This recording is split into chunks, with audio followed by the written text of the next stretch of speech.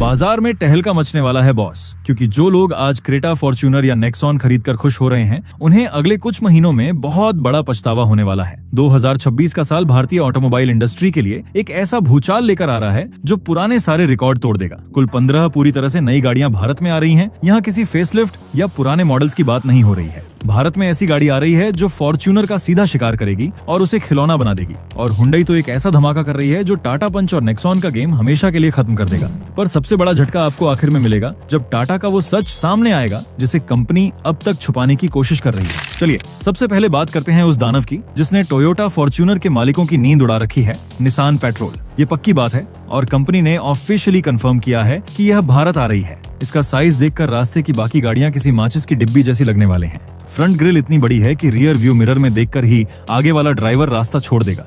लोग बोलते हैं कि इस सेगमेंट में फॉर्च्यूनर को कोई नहीं हरा सकता, लेकिन सच ये है कि निसान पेट्रोल के सामने फॉर्च्यूनर एक पुरानी जनरेशन की थकी हुई गाड़ी लगती है। ये मेरा सीधा ओपिनियन है। अगर आप आज 50 लाख देकर फॉर्च्यूनर खरीद रहे हैं तो आप बहुत बड़ी गलती कर रहे हैं। आप खुद सोचिए, निसान पेट्रोल के अंदर जो प्रीमियम लेदर और बड़ी स्क्रीन का काम किया गया है वो सीधे 1 करोड़ वाली जर्मन गाड़ियों को टक्कर देता है। संभावना है कि इसमें आपको बहुत ही पावरफुल V6 इंजन मिलेगा जो पहाड़ जैसी ताकत देगा। ऑटोमेटिक गियरबॉक्स के साथ इसका 4 व्हील ड्राइव सिस्टम किसी भी कच्चे रास्ते को चीर सकता है। लेकिन यहाँ एक कमी है जो मैं छुपाऊंगा नहीं। इसका माइलेज आपको पेट्रोल पंप पर रुला सकता है और यह बात कंपनी भी जानती है। इसकी अनुमानित कीमत लगभग 50 लाख के ऊपर ही रहेगी और अगले 2 महीनों के अंदर ये लॉन्च हो जाएगी। आप क्या चुनेंगे, पुरानी फॉर्च्यूनर या नई पेट्रोल? कमेंट करके मुझे गलत साबित कीजिए अगर आप कर सकते हैं। अब एक बात जो कोई नहीं बताता वो है होंडा का नया दांव। आपको याद है ना, शुरू में मैंने कहा था कि मार्केट का पूरा नक्शा बदलने वाला है। होंडा WRV का नया मॉडल भारत में आ रहा है। नेक्सॉन, हुंडई वेन्यू और मारुति ब्रेजा के लिए बहुत बड़ा खतरा होने वाली है। लोग सोचते हैं कि होंडा SUV रेस में सो रही है, लेकिन असली पिक्चर ये है WRV एक पूरी तरह नए एग्रेसिव लुक के साथ आ रही है। फ्रंट में मस्कुलर बम्पर और साइड प्रोफाइल में जो कट दिए गए हैं वो इसे बहुत स्पोर्टी बनाते हैं। जब आप अपनी फैमिली के साथ किसी लंबे ट्रिप पर जाते हैं और पीछे बैठे लोगों को जगह नहीं मिलती, तब असली परेशानी समझ आती है। होंडा ने इस बात को समझा है और अंदर बैठते ही आपको वो टिपिकल स्पेस मिलता है जहां 3 लोग आराम से बैठ सकें। फीचर के मामले में अनुमान है कि इसमें एक बड़ी टच स्क्रीन इंफोटेनमेंट और सनरूफ मिलेगी जो आज हर भारतीय खरीदार की पहली मांग है। इंजन के मामले में वही भरोसेमंद 1.2 लीटर वाला इंजन मिलेगा। अब यहाँ एक ट्विस्ट है जिसे समझना बहुत जरूरी है। कुछ लोग कहते हैं कि होंडा को इसमें टर्बो इंजन देना चाहिए, लेकिन मुझे लगता है कि होंडा की असली ताकत उसकी रिलायबिलिटी है। आप टर्बो के चक्कर में ऐसी गाड़ी क्यों लेंगे जो बार बार गैरेज जाए? होंडा का इंजन सालों साल बिना रुके चलता है और इसका सस्पेंशन हर गड्ढे को सोख लेता है। क्या आपके लिए रिलायबिलिटी ज्यादा जरूरी है या टर्बो की वो चंद सेकंड की स्पीड? कमेंट में अपना पक्ष रखिए। इसकी कीमत 7 लाख से शुरू हो सकती है और ये अगले महीने भारत में लॉन्च होगी। यहाँ तक अगर आपको लग रहा है कि सब कुछ नॉर्मल है तो अब अपनी सीट बेल्ट बांध लीजिए बॉस। किया सोरेंटो को हाल ही में टेस्टिंग के दौरान सड़कों पर देखा गया है और इसने महिंद्रा XUV 700 के खेमे में खलबली मचा दी है। कैमफ्लाज में लिपटी इस गाड़ी ने बता दिया है कि इसका रोड प्रेजेंस कितना भारी है। 3 रो वाली सीट्स और एक बेहद प्रीमियम केबिन के साथ ये पक्की बात है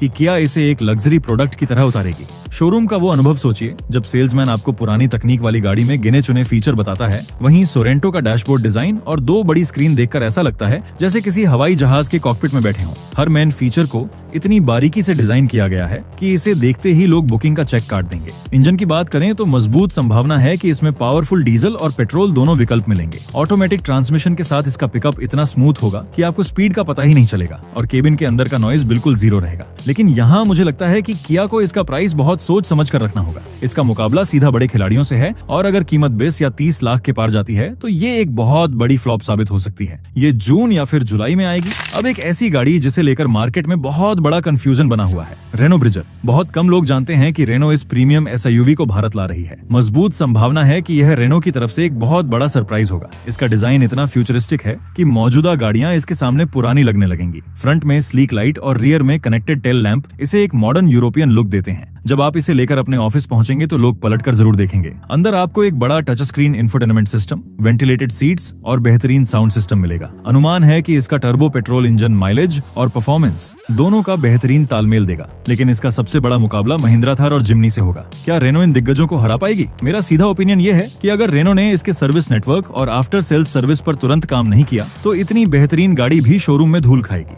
आप क्या सोचते हैं? क्या थार जैसी सेफ चॉइस को छोड़कर रेनो ब्रिजर पर दांव लगाना समझदारी होगी? कमेंट सेक्शन में अपनी राय बताइए। जुलाई तक ये कार भारत में लॉन्च हो सकती है और अभी इसकी टेस्टिंग ही चल रही है। और अब वो गाड़ी जिसका इंतजार सबसे ज्यादा हो रहा है और जिसने टाटा नेक्सॉन EV की रातों की नींद हराम कर दी है, हुंडई वेन्यू ईवी को पहली बार टेस्टिंग करते हुए कैमरे में कैद किया गया है और ये पक्की बात है कि कंपनी इसे बहुत जल्द लॉन्च करने वाली है। लोग सोच रहे हैं कि ये सिर्फ एक इलेक्ट्रिक मोटर के साथ पुरानी वेन्यू होगी, लेकिन असली पिक्चर ये है कि इसके फ्रंट ग्रिल को पूरी तरह से नया एरोडायनामिक डिजाइन दिया गया है और इसमें नए ईवी स्पेसिफिक पहिए लगाए गए हैं जो सड़क पर इसकी ग्रिप और रेंज दोनों को बढ़ाते हैं। इंटीरियर में आपको नया स्टीयरिंग और बड़ी स्क्रीन मिलेगी जो आपको हर रियल टाइम डेटा दिखाएगी। अनुमान है कि यह एक बार फुल चार्ज होने पर 550 से 600 किलोमीटर तक की बेहतरीन रेंज देगी। टाटा के लिए सबसे बड़ा शॉक फैक्टर इसका प्राइस और रिलायबिलिटी होने वाला है। जब आप पेट्रोल पंप की लाइन में लगते हैं और बढ़ता हुआ बिल देखते हैं तो ईवी की याद आती है। अगर आप आज नेक्सॉन ईवी ले रहे हैं तो मेरी मानिए थोड़ा रुक जाइए, मई के आखिर तक ये लॉन्च हो सकती है। अगर आप आज 20 लाख देकर महिंद्रा स्कॉर्पियो एन या XUV 700 खरीद रहे हैं और सोच रहे हैं कि सड़क पर आपसे बड़ा कोई नहीं, तो आप भ्रम में जी रहे हैं। रेनो बिगस्टर की जो जासूसी तस्वीरें लगातार सामने आ रही हैं, वो पक्की बात है कि महिंद्रा के डिजाइनर्स की रातों की नींद उड़ा चुकी है। ये मशहूर डस्टर का 7 सीटर बड़ा भाई है। कैमफ्लेज के अंदर भी इसका मस्कुलर फ्रंट, चौड़े पहिए और बॉक्सी ढांचा ऐसा लगता है जैसे कोई टैंक सड़क पर चल रहा हो। जब आप इसे लेकर सोसाइटी में घुसेंगे तो पड़ोसी की नई XUV भी इसके सामने छोटी लगने लगेगी।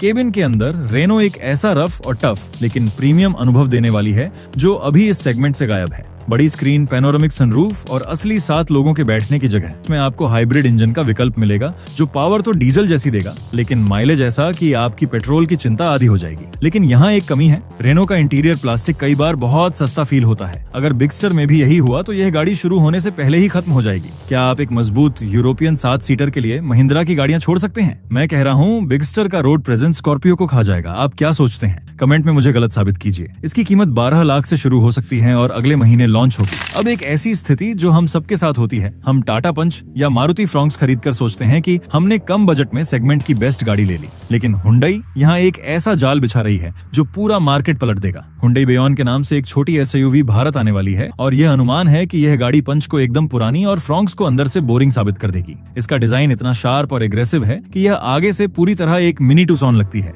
इंटीरियर में हुंडई हमेशा से उस्ताद रही है। जहां पंच के अंदर बैठकर आपको एक बेसिक प्लास्टिक वाला फील आता है, वहीं बेयॉन में बड़ी स्क्रीन, डिजिटल इंस्ट्रूमेंट क्लस्टर और वो सारे प्रीमियम टच मिलेंगे जो हुंडई बड़ी गाड़ियों में देती है। इंजन के मामले में वही 1.2 लीटर का भरोसेमंद पेट्रोल इंजन होगा, लेकिन इसके माइलेज और रिफाइनमेंट का कोई जवाब नहीं होगा। लोग कह रहे हैं कि फ्रॉन्क्स सेगमेंट की लीडर बनी रहेगी, लेकिन असली गेम यह है कि हुंडई अपने आफ्टर सेल्स, सर्विस और प्रीमियम ब्रांड इमेज से फ्रॉन्क्स का पूरा मार्केट शेयर खींच लेगी। हुंडई इस कार को जुलाई तक भारत में लॉन्च करेगी और इसकी कीमत 5 या फिर 6 लाख से शुरू हो सकती है। अब एक ऐसी चीज जो कोई आपको नहीं बताएगा, स्कोडा ने कायलाक निकालकर तालियां बटोर ली, लेकिन असली खिलाड़ी पर्दे के पीछे खड़ा मुस्कुरा रहा है। फोक्सवैगन टेरा आ रही है और मजबूत संभावना है कि यह स्कोडा कायलाक का ही एक ज्यादा प्रीमियम और ज्यादा स्पोर्टी अवतार होगी। जो इस गाड़ी का असली बायर है वो एक बात हमेशा बोलता है, उसे जर्मन बिल्ड क्वालिटी और परफॉर्मेंस चाहिए। जब आप हाईवे पर 120 की स्पीड पर होते हैं तब मारुति या टाटा का स्टीयरिंग जो कॉन्फिडेंस नहीं दे पाता, वो फोक्सवैगन का चेसिस और सस्पेंशन देता है। टेरा का फ्रंट डिजाइन फोक्सवैगन टाइगुन से प्रेरित होगा जो इसे एक मैच्योर और सीरियस लुक देगा।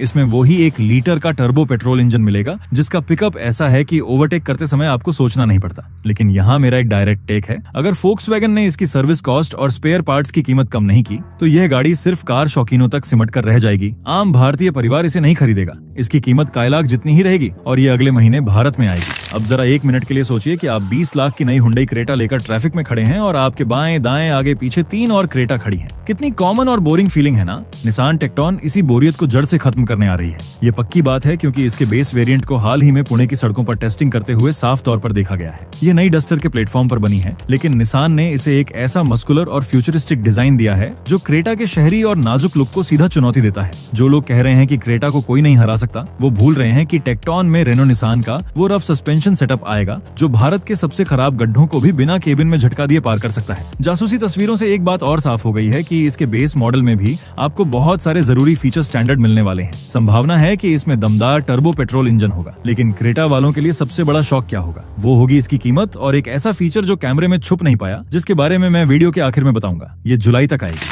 अब बात करते हैं उन लोगों की जिन्हें परिवार के साथ सफर करना है। जब 7 लोग ट्रिप पर जाते हैं तो मारुति अर्टिगा में पीछे बैठने वालों के घुटने छिल जाते हैं और डिक्की में एक बैग रखने की जगह नहीं बचती तो मूड खराब होता है। होंडा BR-V का 7 सीटर मॉडल आ रहा है और यह मारुति अर्टिगा की टैक्सी इमेज और किया कैरेंस की सेफ्टी चिंताओं दोनों पर एक करारा तमाचा होगा। होंडा का स्पेस मैनेजमेंट दुनिया में सबसे बेहतरीन माना जाता है। इस गाड़ी में जब आप तीसरी लाइन में बैठेंगे तो आपको असली स्पेस मिलेगा, सिर्फ नाम के लिए सीट्स नहीं मिलेंगी। इंटीरियर में प्रीमियम लेदर, एक स्मूथ ऑटोमेटिक ट्रांसमिशन और होंडा का वो 1.5 लीटर का साइलेंट पेट्रोल इंजन होगा जो बिना आवाज किए लाखों किलोमीटर चल सकता है। मैं कह रहा हूँ कि जो लोग आज चुपचाप अर्टिगा बुक कर रहे हैं वो होंडा के इस प्रीमियम 7 सीटर को देखकर अपना सिर पीट लेंगे। लेकिन क्या होंडा इसे सही कीमत पर लॉन्च कर पाएगी? अर्टिगा की टैक्सी वाली रिलायबिलिटी या होंडा की प्रीमियम फैमिली कार, आपकी पहली पसंद क्या होगी? कमेंट में अपनी राय दीजिए। ये कार अगले महीने आने की उम्मीद है। अब यहाँ से गेम पूरी तरह पलटने वाला है। जो लोग आंख बंद करके मारुति अर्टिगा या किया कैरेंस खरीद रहे हैं और सोच रहे हैं कि 7 सीटर सेगमेंट में और कोई विकल्प नहीं है, उन्हें हुंडई स्टारगेजर का सच नहीं पता। हुंडई इस ढाकड़ MPV को भारत ला रही है। इसका फ्यूचरिस्टिक डिजाइन ऐसा है जैसे कोई स्पेसशिप सड़क पर चल रहा हो। जब आप कैरेंस में बैठते हैं तो सस्पेंशन थोड़ा कड़क लगता है, लेकिन स्टारगेजर में आपको हुंडई का वो टिपिकल सॉफ्ट राइड क्वालिटी मिलेगा जो गड्ढों को अंदर आने ही नहीं देता। केबिन के अंदर एक लाउंज जैसा फील है और तीसरी लाइन में असली इंसानों के बैठने की जगह है, सिर्फ बच्चों के लिए नहीं।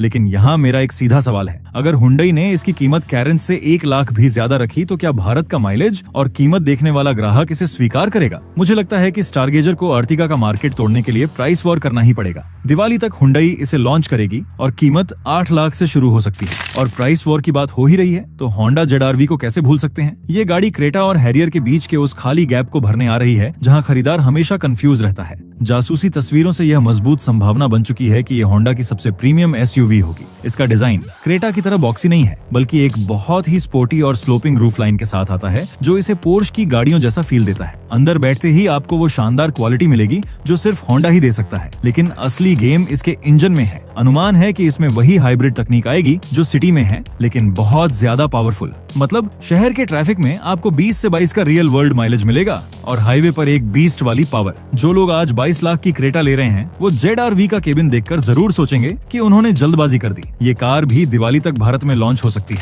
अब जरा इस नाम को रट लीजिए, क्योंकि ये नाम महिंद्रा थार और मारुति जिम्नी के मालिकों का घमंड तोड़ने आ रहा है। MG JSW जेटॉर T2। ये एक ऐसा बॉक्सी, खूंखार और असली ऑफ रोडर है जो सड़क पर आते ही सबका ध्यान खींच लेगा। लैंड रोवर डिफेंडर जैसा इसका खतरनाक लुक और भारी भरकम टायर्स पक्की बात है कि सेगमेंट में भौकाल मचा देंगे। जो लोग थार आर्मडा का इंतजार कर रहे हैं उन्हें इस गाड़ी का केबिन एक बार देखना चाहिए। थार में आपको आज भी वो बेसिक यूटिलिटी वाला फील मिलता है, लेकिन जेटॉर T2 के अंदर लग्जरी कार वाला ट्रीटमेंट, बड़ी स्क्रीन्स और एविएशन स्टाइल गियर लीवर मिलता है। मेरा ओपिनियन ये है कि अगर MG ने इसे सही कीमत पर उतार दिया तो लोग थार को भूलकर इस लग्जरी टैंक की तरफ भागेंगे। महिंद्रा की बात उठी है तो उनके फ्यूचरिस्टिक प्लान का सच भी जान लीजिए। महिंद्रा विजन S, X और T कॉन्सेप्ट पर बनी नई इलेक्ट्रिक गाड़ियां 2026 के मध्य तक बाजार में दस्तक देने वाली हैं। महिंद्रा का दावा है कि ये गाड़ियां बॉर्न इलेक्ट्रिक प्लेटफॉर्म पर बनी हैं। इसका सीधा मतलब ये है कि ये कोई पेट्रोल गाड़ी नहीं है, बल्कि इन्हें स्क्रैच से सिर्फ EV की तरह बनाया गया है। चौड़ी स्क्रीन्स, लाउंज जैसी सीट्स और फ्यूचरिस्टिक स्टीयरिंग व्हील इन्हें हॉलीवुड की किसी साई-फाई फिल्म की गाड़ी बनाते हैं। अनुमान है कि इनकी रेंज 500 किलोमीटर के पार होगी। लेकिन यहाँ मेरा एक बहुत तीखा ओपिनियन है। महिंद्रा कॉन्सेप्ट दिखाने में तो बहुत आगे है, लेकिन जब प्रोडक्शन की बात आती है तो वो फीचर कट कर देते हैं और डिलीवरी में सालों लगा देते हैं। क्या आप महिंद्रा के इन हवाबाजी वाले कॉन्सेप्ट्स पर भरोसा करके आज गाड़ी लेना टालेंगे? मुझे लगता है ये एक बहुत बड़ा जुआ है। और अब वो पल जिसका आप वीडियो की शुरुआत से इंतजार कर रहे थे, टाटा सिएरा का वो सच जो आपके सारे प्लान बदल देगा। इंटरनेट पर हर कोई चीख रहा है कि टाटा सिएरा 7 सीटर अवतार में आएगी और XUV का मार्केट खत्म कर देगी। लेकिन पक्की बात है और इंडस्ट्री के कई पक्के सोर्सेज कंफर्म कर रहे हैं कि सिएरा का 7 सीटर मॉडल अभी लॉन्च नहीं हो रहा है। जी हाँ, ये सिर्फ एक 5 सीटर इलेक्ट्रिक प्रीमियम गाड़ी आएगी। ये उन परिवारों के लिए एक बहुत बड़ा झटका है जो इसे सफारी का रिप्लेसमेंट मानकर बैठे थे। लेकिन यहाँ एक ऐसा ट्विस्ट है जो टाटा के दुश्मनों को डरा देगा। सिएरा में आपको EV, CNG और ऑल व्हील ड्राइव का ऐसा कॉम्बो मिलेगा जो आज तक भारत की किसी गाड़ी में एक साथ नहीं दिखा। आप माइलेज चाहते हैं तो CNG लीजिए, साइलेंट पावर चाहिए तो EV लीजिए और पहाड़ों पर जाना है तो ऑल व्हील ड्राइव लीजिए। ये अपने आप में एक मास्टर स्ट्रोक है। सबसे पहले इसका EV मॉडल आएगा, बाद में बाकी मॉडल्स आएंगे। अब सबसे फाइनल सवाल, क्या आपको आज गाड़ी खरीदनी चाहिए या इन नई गाड़ियों का इंतजार करना चाहिए? मेरा सीधा और साफ फैसला ये है कि अगर आप 20 लाख से ऊपर की गाड़ी आज ले रहे हैं और वो कोई पुरानी जनरेशन की गाड़ी है तो आप अपने पैसों में आग लगा रहे हैं। 2026 का मार्केट पूरी तरह बदल चुका है। पुराने इंजन और बेसिक फीचर्स वाली गाड़ियों में अपना पैसा मत फंसाइए। नई गाड़ियां हाइब्रिड तकनीक, दमदार रेंज वाली EV और ऐसे मजबूत प्लेटफॉर्म पर आ रही हैं जो अगले 10 साल तक पुरानी नहीं होंगी। अगर आपको तुरंत जरूरत है और बजट 10 लाख का है तो आज खरीद लीजिए, लेकिन उससे ऊपर के बजट वालों को रुकना ही चाहिए। ये फैसला आपका है कि आप कल का फ्यूचर खरीदना चाहते हैं या आज का पुराना स्टॉक। क्या आप मेरी इस बात से सहमत हैं या आपको लगता है कि जो आज मिल रहा है वही ले लेना चाहिए? अपना फैसला और अपनी पसंद की अपकमिंग गाड़ी का नाम कमेंट में लिखकर बताइए। मैं हर कमेंट पढ़ने वाला हूँ। चैनल को सब्सक्राइब जरूर करें। धन्यवाद।